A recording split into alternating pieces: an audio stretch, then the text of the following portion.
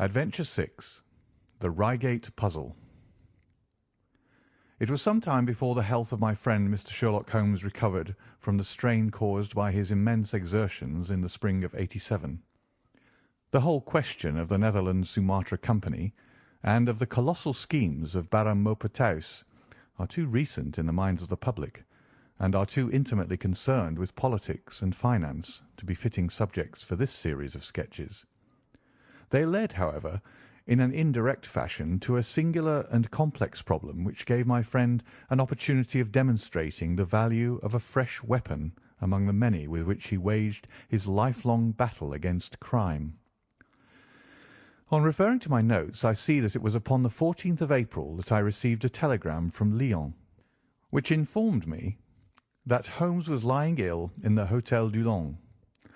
Within 24 hours I was in his sick room, and was relieved to find that there was nothing formidable in his symptoms. Even his iron constitution, however, had broken down under the strain of an investigation which had extended over 2 months, during which period he had never worked less than 15 hours a day, and had more than once, as he assured me, kept to his task for 5 days at a stretch. Even the triumphant issue of his labours could not save him from reaction after so terrible an exertion, and at a time when Europe was ringing with his name, and when his room was literally ankle-deep with congratulatory telegrams. I found him a prey to the blackest depression. Even the knowledge that he had succeeded where the police of 3 countries had failed, and that he had outmanoeuvred at every point the most accomplished swindler in Europe, was insufficient to rouse him from his nervous prostration. 3 days later we were back in Baker Street together, but it was evident that my friend would be much the better for a change, and the thought of a week of springtime in the country was full of attractions to me also. My old friend Colonel Hayter, who had come under my professional care in Afghanistan, had now taken a house near Reigate in Surrey, and had frequently asked me to come down to him upon a visit. On the last occasion he had remarked that if my friend would only come with me, he would be glad to extend his hospitality to him also. A little diplomacy was needed, but when Holmes understood that the establishment was a bachelor one, and that he would be allowed the fullest freedom, he fell in with my plans, and a week after our return from Lyons we were under the colonel's roof. Hayter was a fine old soldier who had seen much of the world, and he soon found, as I had expected, that Holmes and he had much in common. On the evening of our arrival we were sitting in the colonel's gun-room after dinner, Holmes stretched upon the sofa, while Hayter and I looked over his little armoury of Eastern weapons. "By the way," said he suddenly, "I think I'll take one of these pistols upstairs with me in case we have an alarm." "An alarm?" said I. "Yes, we've had a scare in this part lately. Old Acton, who is one of our county magnates, had his house broken into last Monday. No great damage done, but the fellows are still at large." "No clue?" asked Holmes, cocking his eye at the colonel. "None as yet, but the affair is a petty one. One of our little country crimes, which must seem too small for your attention, Mr. Holmes, after this great international affair." Holmes waved away the compliment, though his smile showed that it had pleased him. "Was there any feature of interest?" "I fancy not. The thieves ransacked the library and got very little for their pains. The whole place was turned upside down, drawers burst open, and presses ransacked, with the result that an odd volume of Pope's Homer, 2 plated candlesticks, an ivory letter-weight, a small oak barometer, and a ball of twine are all that have vanished." "What an extraordinary assortment!" I exclaimed. "Oh, the fellows evidently grabbed hold of everything they could get." Holmes grunted from the sofa. "The county police ought to make something of that," said he. "Why, it is surely obvious that—" But I held up a warning finger. "You are here for a rest, my dear fellow. For heaven's sake, don't get started on a new problem when your nerves are all in shreds." Holmes shrugged his shoulders with a glance of comic resignation towards the colonel, and the talk drifted away into less dangerous channels. It was destined, however, that all my professional caution should be wasted, for next morning the problem obtruded itself upon us in such a way that it was impossible to ignore it, and our country visit took a turn which neither of us could have anticipated. We were at breakfast when the colonel's butler rushed in with all his propriety shaken out of him. "Have you heard the news, sir?" he gasped. "At the Cunninghams, sir." "Burglary!"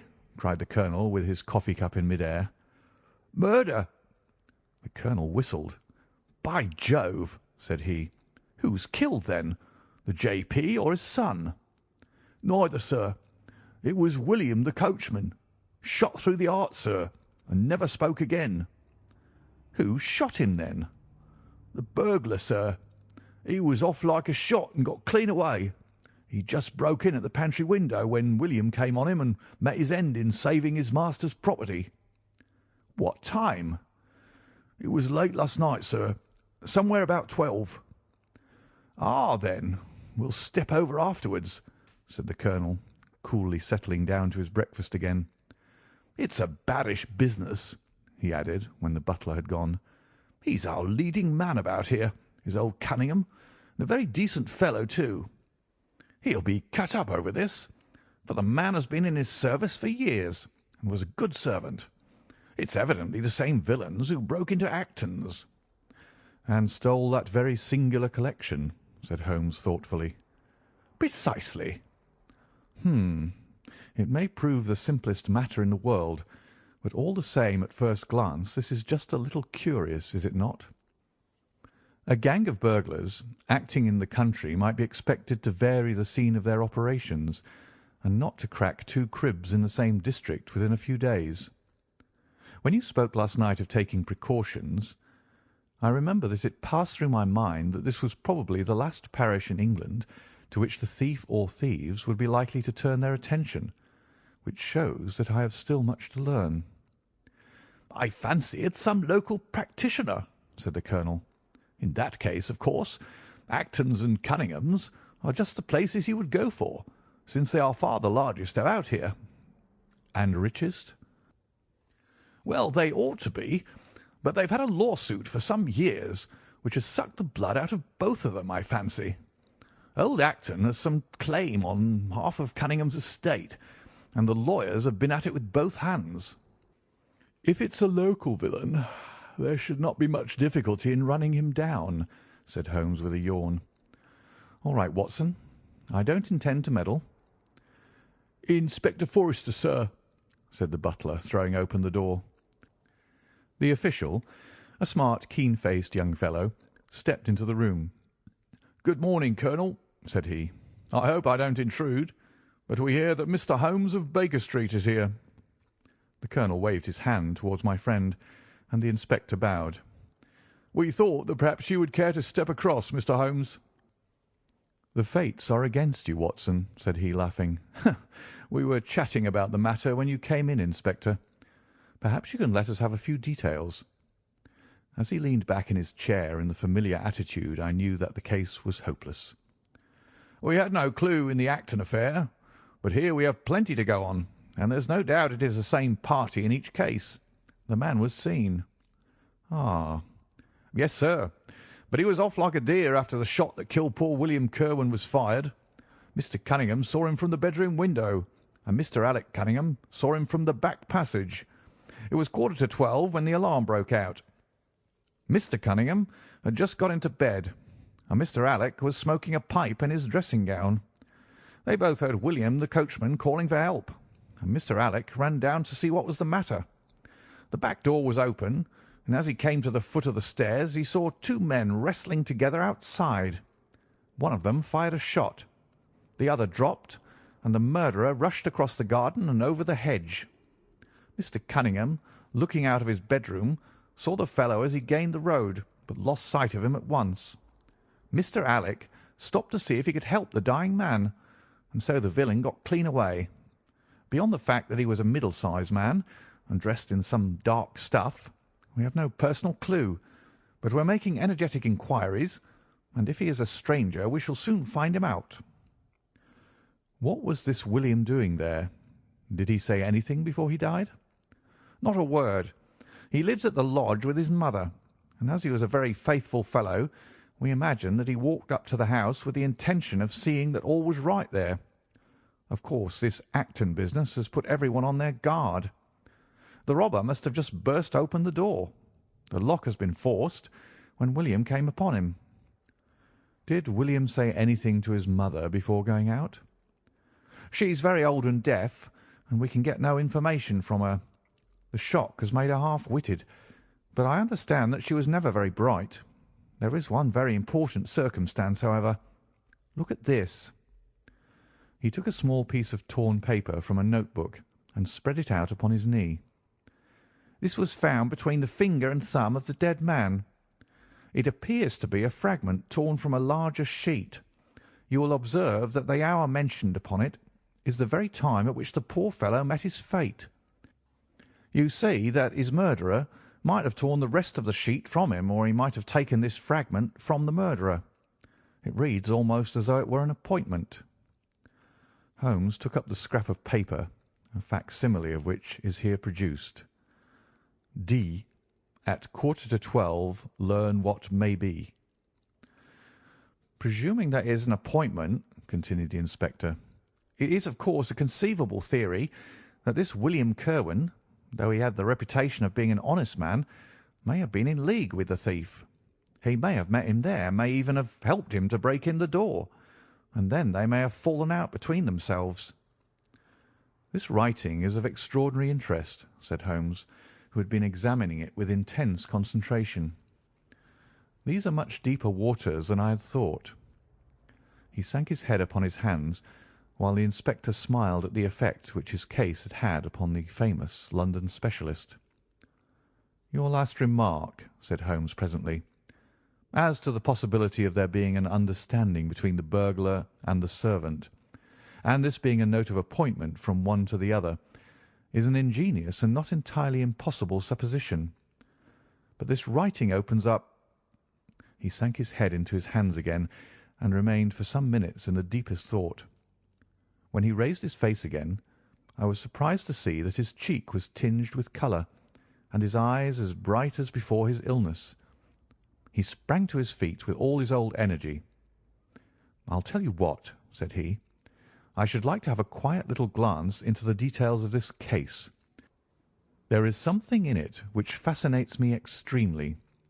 If you will permit me, Colonel, I will leave my friend Watson and you, and I will step around with the inspector to test the truth of one or two little fancies of mine. I will be with you again in half an hour." An hour and a half had elapsed before the inspector returned alone. "Mr. Holmes is walking up and down in the field outside," said he. "He wants us all four to go up to the house together." "To Mr. Cunningham's?" "Yes, sir." "What for?" The inspector shrugged his shoulders. "I don't quite know, sir. Between ourselves, I think Mr. Holmes had not quite got over his illness yet. He's been behaving very queerly, and is very much excited." "I don't think you need alarm yourself," said I. "I have usually found that there was method in his madness." "Some folks might say there was madness in his method," muttered the inspector. "But he's all on fire to start, Colonel, so we'd best go out if you're ready." We found Holmes pacing up and down in the field, his chin sunk upon his breast and his hands thrust into his trousers pockets. "The matter grows in interest," said he. "Watson, your country trip has been a distinct success. I've had a charming morning." "You've been up to the scene of the crime, I understand," said the colonel. "Yes. The inspector and I have made quite a little reconnaissance together." "Any success?" "Well, we've seen some very interesting things. I'll tell you what we did as we walk. First of all, we saw the body of this unfortunate man. He certainly died from a revolver wound, as reported." "Had you doubted it, then?" "Oh, it is as well to test everything. Our inspection was not wasted. We then had an interview with Mr. Cunningham and his son, who were able to point out the exact spot where the murderer had broken through the garden hedge in his flight. That was of great interest." "Naturally." "Then we had a look at this poor fellow's mother. We could get no information from her, however, as she is very old and feeble." "And what is the result of your investigations?" The conviction that the crime is a very peculiar one. Perhaps our visit now may do something to make it less obscure.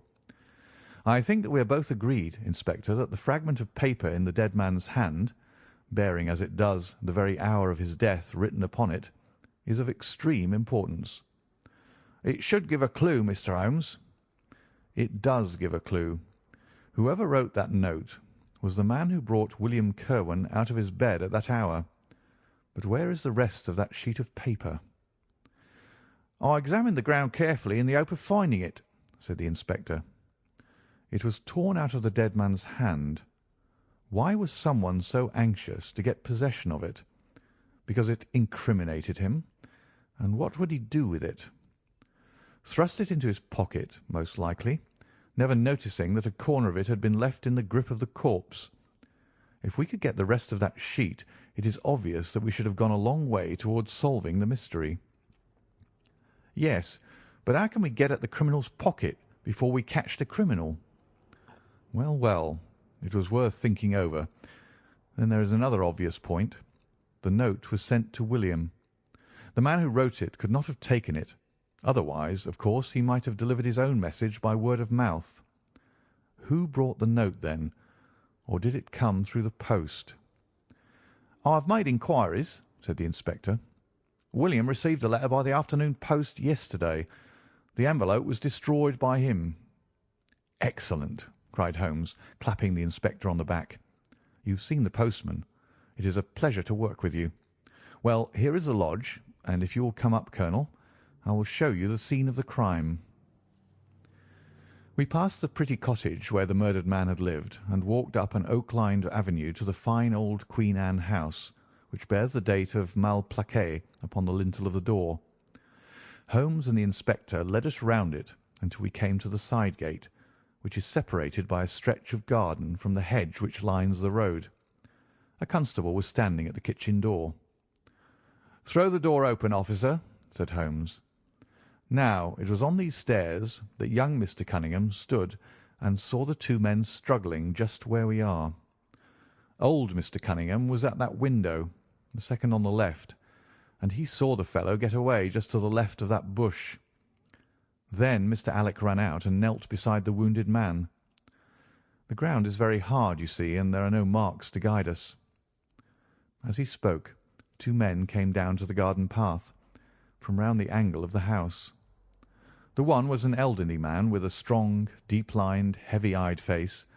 The other a dashing young fellow, whose bright, smiling expression and showy dress were in strange contrast with the business which had brought us there.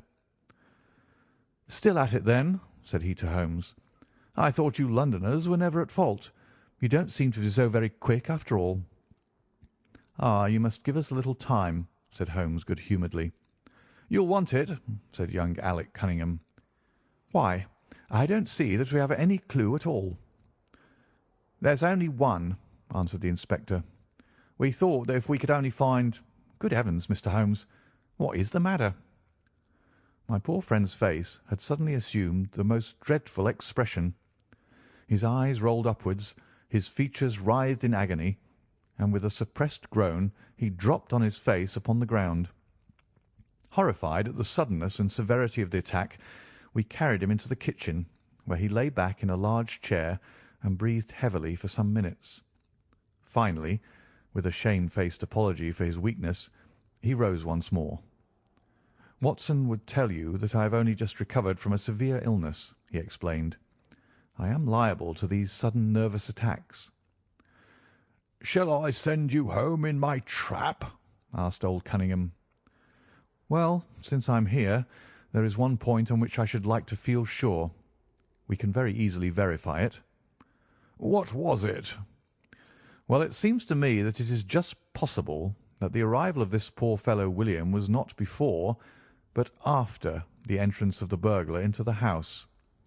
You appear to take it for granted that although the door was forced, the robber never got in." "I fancy that is quite obvious," said Mr. Cunningham gravely. "Why, my son Alec had not yet gone to bed, and he would certainly have heard anyone moving about." "Where was he sitting?" "I was smoking in my dressing-room." "Which window is that?" "The last on the left, next to my father's." "Both of your lamps were lit, of course?" "Undoubtedly." "There are some very singular points here," said Holmes, smiling. "Is it not extraordinary that a burglar, and a burglar who had had some previous experience, should deliberately break into a house at a time when he could see from the lights that two of the family were still afoot? He must have been a cool hand." "Well, of course, if the case were not an odd one, we should not have been driven to ask you for an explanation," said young Mr. Alec. "But as to your ideas that the man has robbed the house before William tackled him, I think it a most absurd notion. Wouldn't we have found the place disarranged and missed the things which he had taken?" "It depends on what the things were," said Holmes.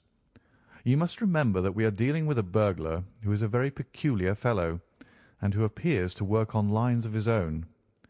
Look, for example, at the queer lot of things which he took from Acton's. What was it? A ball of string, a letter weight, and I don't know what other odds and ends." "Well, we are quite in your hands, Mr. Holmes," said old Cunningham. "Anything which you or the inspector may suggest will most certainly be done." "In the first place," said Holmes, "I should like you to offer a reward, coming from yourself, for the officials may take a little time before they would agree upon the sum, and these things cannot be done too promptly. I have jotted down the form here. If you would not mind signing it, £50 was quite enough, I thought." "I would willingly give you 500, said the J.P., taking the slip of paper and the pencil which Holmes handed to him. "This is not quite correct, however," he added, glancing over the document. "I wrote it rather hurriedly." "You see, you begin, 'Whereas at about 1:45 on Tuesday morning an attempt was made,' and so on. It was at 11:45, as a matter of fact." I was pained at the mistake, for I knew how keenly Holmes would feel any slip of the kind. It was his speciality to be accurate as to fact, but his recent illness had shaken him, and this one little incident was enough to show me that he was still far from being himself. He was obviously embarrassed for an instant, while the inspector raised his eyebrows, and Alec Cunningham burst into a laugh. The old gentleman corrected the mistake, however, and handed the paper back to Holmes. "Get it printed as soon as possible," he said. "I think your idea is an excellent one." Holmes put the slip of paper carefully away into his pocket-book. "And now," said he, "it really would be a good thing that we should all go over the house together, and make certain that this rather erratic burglar did not, after all, carry anything away with him." Before entering, Holmes made an examination of the door, which had been forced. It was evident that a chisel or strong knife had been thrust in, and the lock forced back with it. We could see the marks in the wood where it had been pushed in. "You don't use bars, then?" he asked. "We have never found it necessary." "You don't keep a dog?" "Yes, but he is chained on the other side of the house." "When do your servants go to bed?" "About 10. "I understand that William was usually in bed also at that hour." "Yes." "It is singular that on this particular night he should have been up. Now, I should be very glad if you would have the kindness to show us over the house, Mr. Cunningham." A stone-flagged passage, with the kitchens branching away from it, led by a wooden staircase directly to the first floor of the house. It came out upon the landing opposite to a second, more ornamental stair, which came up from the front hall. Out of this landing opened the drawing-room and several bedrooms, including those of Mr. Cunningham and his son. Holmes walked slowly, taking keen note of the architecture of the house.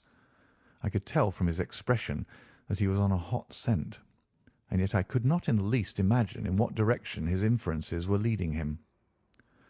"My good sir," said Mr. Cunningham with some impatience, "this is surely very unnecessary.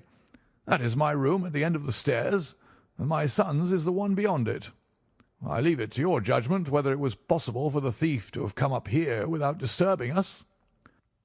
"You must try round and get on a fresh scent, I fancy," said the son with a rather malicious smile. Still, I must ask you to humour me a little further. I should like, for example, to see how far the windows of the bedrooms command the front. This, I understand, is your son's room." He pushed open the door. "And that, I presume, is the dressing-room in which he sat smoking when the alarm was given. Where does the window of that look out to?" He stepped across the bedroom, pushed open the door, and glanced around the other chamber. "I hope that you are satisfied now," said Mr. Cunningham tartly. "Thank you. I think I have seen all that I wished." "Then if it is really necessary we can go into my room." "If it is not too much trouble." The J.P. shrugged his shoulders and led the way into his own chamber, which was a plainly furnished and commonplace room. As we moved across it in the direction of the window, Holmes fell back until he and I were the last of the group. Near the foot of the bed stood a dish of oranges and a carafe of water. As we passed it, Holmes, to my unutterable astonishment, leaned over in front of me and deliberately knocked the whole thing over. The glass smashed into 1,000 pieces, and the fruit rolled about into every corner of the room. "You've done it now, Watson," said he coolly.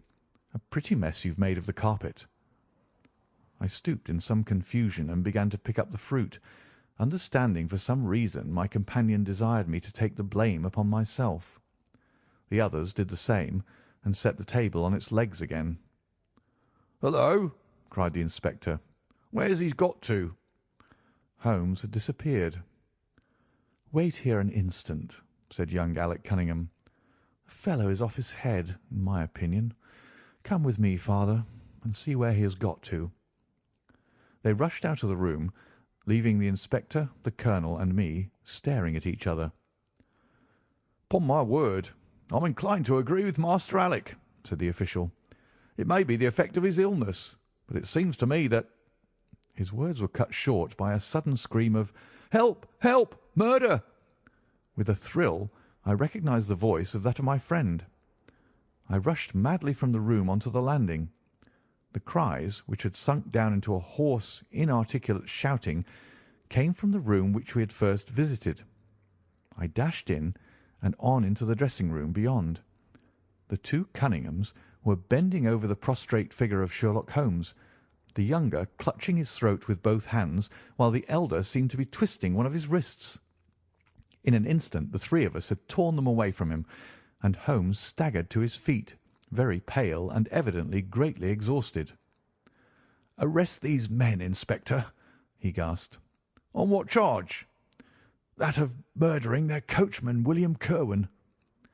The inspector stared about him in bewilderment. "Oh, come now, Mr. Holmes," said he at last. "I'm sure you don't really mean to—" "Tut, man, look at their faces," cried Holmes curtly.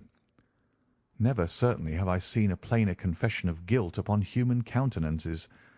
The older man seemed numbed and dazed, with a heavy, sullen expression upon his strongly marked face. The son, on the other hand, had dropped all that jaunty, dashing style which had characterized him, and the ferocity of a dangerous wild beast gleamed in his dark eyes and distorted his handsome features. The inspector said nothing, but stepping to the door, he blew his whistle. Two of his constables came at the call. "I have no alternative, Mr. Cunningham," said he. "I trust that this may all prove to be an absurd mistake, but you can see that— would you drop it?" He struck out with his hand, and a revolver which the younger man was in the act of cocking clattered down upon the floor. "Keep that," said Holmes quietly, putting his foot upon it. "You will find it useful at the trial. But this is what we really wanted." He held up a little crumpled piece of paper. "The remainder of the sheet!" cried the inspector. "Precisely." "And where was it?" "Where I was sure it must be. I'll make the whole matter clear to you presently. I think, Colonel, that you and Watson might return now, and I will be with you again in an hour at the furthest. The inspector and I must have a word with the prisoners, but you will certainly see me back at luncheon time." Sherlock Holmes was as good as his word, for about 1 o'clock he rejoined us in the colonel's smoking room. He was accompanied by a little elderly gentleman, who was introduced to me as the Mr. Acton whose house had been the scene of the original burglary. "I wish Mr. Acton to be present while I demonstrated this small matter to you," said Holmes, "for it is natural that he should take a keen interest in the details. I am afraid, my dear Colonel, that you must regret the hour that you took in such a stormy petrel as I am." "On the contrary," answered the Colonel warmly, "I consider it the greatest privilege to have been permitted to study your methods of working. I confess that they quite surpass my expectations, and that I am utterly unable to account for your result. I have not yet seen the vestige of a clue." "I am afraid that my explanation may disillusion you, but it has always been my habit to hide none of my methods, either from my friend Watson or from anyone who might take an intelligent interest in them. But first, as I am rather shaken by the knocking about which I had in the dressing-room, I think that I shall help myself to a dash of your brandy, Colonel. My strength had been rather tried of late." "I trust that you had no more of those nervous attacks." Sherlock Holmes laughed heartily. "We will come to that in its turn," said he. "I will lay an account of the case before you in its due order, showing you the various points which guided me in my decision. Pray interrupt me if there is any inference which is not perfectly clear to you. It is of the highest importance in the art of detection to be able to recognize, out of a number of facts, which are incidental and which vital. Otherwise your energy and attention must be dissipated instead of being concentrated. Now, in this case, there was not the slightest doubt in my mind from the first that the key of the whole matter must be looked for in the scrap of paper in the dead man's hand. Before going into this, I would draw your attention to the fact that, if Alec Cunningham's narrative was correct, and if the assailant, after shooting William Kirwan, had instantly fled, then it obviously could not be he who tore the paper from the dead man's hand. But if it was not he, it must have been Alec Cunningham himself, for by the time that the old man had descended, several servants were upon the scene. The point is a simple one, but the inspector had overlooked it because he had started with the supposition that these county magnates had had nothing to do with the matter. Now, I make a point of never having any prejudices, and of following docilely wherever fact may lead me, and so, in the very first stage of the investigation, I found myself looking a little askance at the part which had been played by Mr. Alec Cunningham. And now I made a very careful examination of the corner of paper which the inspector had submitted to us. It was at once clear to me that it formed part of a very remarkable document. Here it is. Do you not now observe something very suggestive about it? "It has a very irregular look," said the Colonel. "My dear sir," cried Holmes, "there cannot be the least doubt in the world that it has been written by two persons doing alternate words. When I draw your attention to the strong T's of at and to, and ask you to compare them with the weak ones of quarter and 12, you will instantly recognize the fact. A very brief analysis of these four words would enable you to say with the utmost confidence that the learn and the maybe are written in the stronger hand, and that the what in the weaker." "By Jove, it's as clear as day," cried the Colonel. "Why on earth should two men write a letter in such a fashion?" Obviously the business was a bad one, and one of the men who distrusted the other was determined that whatever was done, each should have an equal hand in it. Now, of the two men, it is clear that the one who wrote the at and to was the ringleader. "How do you get at that?" We might deduce it from the mere character of the one hand as compared with the other, but we have more assured reasons than that for supposing it. If you examine this scrap with attention, you will come to the conclusion that the man with the stronger hand wrote all his words first, leaving blanks for the other to fill up. These blanks were not always sufficient, and you can see that the second man had a squeeze to fit his quarter in between the at and the to, showing that the latter was already written. The man who wrote all his words first is undoubtedly the man who planned the affair." "Excellent!" cried Mr. Acton. "But very superficial," said Holmes. "We come now, however, to a point which is of importance. You may not be aware that the deduction of a man's age from his writing is one which has been brought to considerable accuracy by experts. In normal cases one can place a man in his true decade with tolerable confidence. I say normal cases, because ill health and physical weakness reproduce the signs of old age, even when the invalid is a youth. In this case, looking at the bold, strong hand of the one, and the rather broken-backed appearance of the other, which still retains its legibility although the T's have begun to lose their crossing, we can say that the one was a young man and the other was advanced in years without being positively decrepit. "Excellent!" cried Mr. Acton again. There is a further point, however, which is subtler and of greater interest. There is something in common between these hands. They belong to men who are blood relatives. It may be most obvious to you in the Greek E's, but to me there are many small points which indicate the same thing. I have no doubt at all that a family mannerism can be traced in these two specimens of writing. I am only, of course, giving you the leading results now of my examination of the paper. There were 23 other deductions which would be of more interest to experts than to you. They all tend to deepen the impression upon my mind that the Cunninghams, father and son, had written this letter. Having got so far, my next step was, of course, to examine into the details of the crime, and to see how far they would help us. I went up to the house with the inspector and saw all that was to be seen. The wound upon the dead man was, as I was able to determine with absolute confidence, fired from a revolver at the distance of something over 4 yards. There was no powder blackening on the clothes. Evidently, therefore, Alec Cunningham had lied when he said that the two men were struggling when the shot was fired. Again, both father and son agreed as to the place where the man escaped into the road. At that point, however, as it happens, there is a broadish ditch, moist at the bottom. As there were no indications of boot marks about this ditch, I was absolutely sure not only that the Cunninghams had again lied, but that there had never been any unknown man upon the scene at all. And now I have to consider the motive of this singular crime. To get at this, I endeavoured first of all to solve the reason of the original burglary at Mr. Acton's. I understood from something which the colonel told us that a lawsuit had been going on between you, Mr. Acton, and the Cunninghams. Of course, it instantly occurred to me that they had broken into your library with the intention of getting at some document which might be of importance in the case. "Precisely so," said Mr. Acton. "There can be no possible doubt as to their intentions.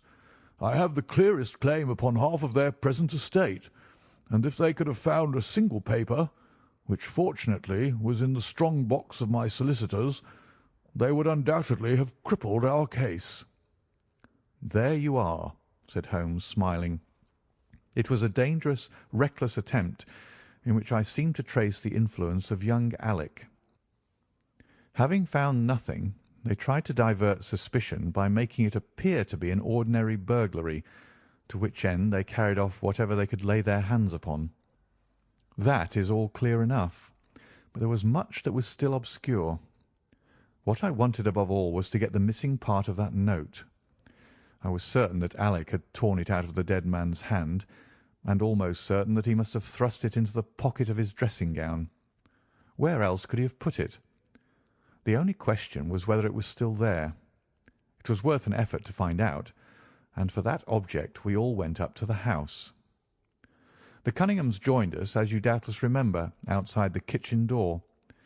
It was, of course, of the very first importance that they should not be reminded of the existence of this paper. Otherwise they would naturally destroy it without delay. The inspector was about to tell them the importance which we attached to it, when by the luckiest chance in the world I tumbled down in a sort of fit, and so changed the conversation.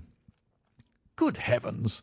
cried the colonel, laughing. "Do you mean to say all our sympathy was wasted, and your fit an imposture?" "Speaking professionally, it was admirably done," cried I, looking in amazement at this man who was forever confounding me with some new phase of his astuteness. "It is an art which is often useful," said he. "When I recovered I managed, by a device which had perhaps some little merit of ingenuity, to get old Cunningham to write the word 12, so that I might compare it with the 12 upon the paper. "Oh, what an ass I have been!" I exclaimed. "I could see that you were commiserating me over my weakness," said Holmes, laughing. "I was sorry to cause you the sympathetic pain which I know that you felt." We then went upstairs together, and having entered the room and seen the dressing-gown hanging up behind the door, I contrived by upsetting a table to engage their attention for the moment, and slipped back to examine the pockets. I had hardly got the paper, however, which was, as I had expected, in one of them, when the two Cunninghams were on me, and would, I verily believe, have murdered me then and there, but for your prompt and friendly aid. As it is, I feel that young man's grip on my throat now, and the father has twisted my wrist round in the effort to get the paper out of my hand. They saw that I must know all about it, you see, and the sudden change from absolute security to complete despair made them perfectly desperate. I had a little talk with old Cunningham afterwards as to the motive of the crime. He was tractable enough, though his son was a perfect demon, ready to blow out his own or anybody else's brains if he could have got to his revolver. When Cunningham saw that the case against him was so strong, he lost all heart, and made a clean breast of everything. It seems that William had secretly followed his two masters on the night when they made their raid upon Mr. Acton's, and having thus got them into his power, proceeded under threats of exposure to levy blackmail upon them. Mr. Alec, however, was a dangerous man to play games of that sort with. It was a stroke of positive genius on his part to see in the burglary scare which was convulsing the countryside an opportunity of plausibly getting rid of the man whom he feared. William was decoyed up and shot, and had they only got the whole of the note, and paid a little more attention to detail in the accessories, it is very possible that suspicion might never have been aroused. "And the note?" I asked. Sherlock Holmes placed the subjoined paper before us. "If you will only come around to the east gate, it will very much surprise you and be of the greatest service to you, and also to Annie Morrison, but say nothing to anyone upon the matter." "It is very much the sort of thing that I expected," said he. "Of course, we do not yet know what the relations may have been between Alec Cunningham, William Kirwan, and Annie Morrison. The result shows that the trap was skilfully baited. I am sure that you cannot fail to be delighted with the traces of heredity shown in the P's and in the tails of the G's. The absence of the I dots in the old man's writing is also more characteristic. Watson, I think our quiet rest in the country has been a distinct success, and I shall certainly return much invigorated to Baker Street to-morrow." End of the Reigate Puzzle.